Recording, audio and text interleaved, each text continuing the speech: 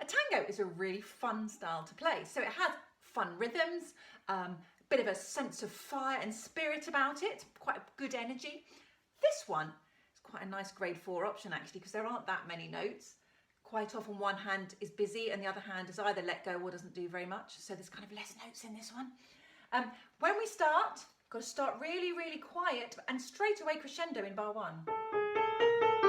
Let go as the slur ends, which makes you land on the F heavily because you've just come and landed onto it. And then you can play your D nice and gently, and that gives us the dim in the bar.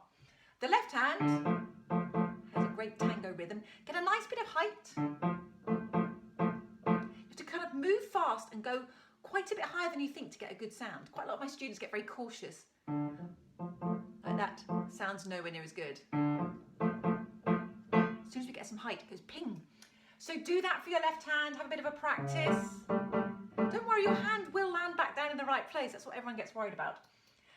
Watch your slurs throughout. Sometimes it just doesn't always go straight over. Bar 7, I didn't have a slur at all on that bit. It's not, doesn't know what it says. It says, and then we get a nice slur there. Bar 10, be careful of places like this. It's quite tempting to hold through the rest in the right hand. Off. And because you've lifted off, you can then land down nice and strongly on your accent, which is a good thing.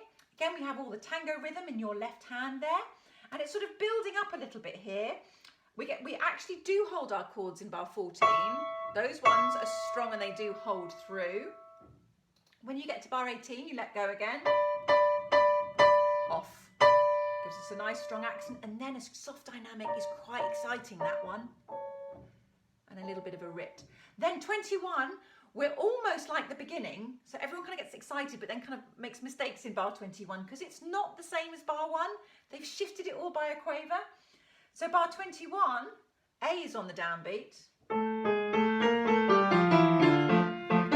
And then we finally get the loud dynamic we want to be passionate. So it's called Tango passionis, isn't it? So we can really have fun in the last section because we know those notes really well from page 1. Play them really loudly and proudly, and then the very end, I always compare it to Miss Piggy in the Muppets going, hi-ya! It's like that. And be really brave about your accents down and then bounce straight off because it's a staccato as well. So it's a really fun piece. Be careful not to hold through your rests.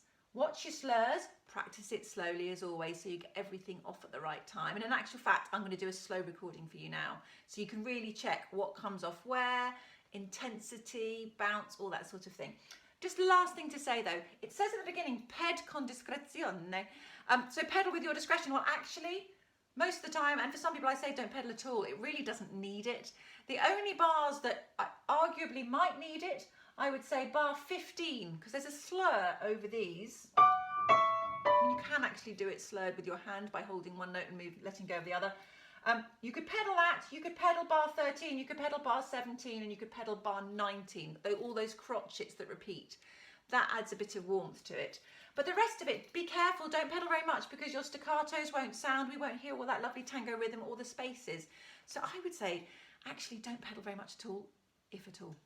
All right, here's the slow recording for you now so everything's clear.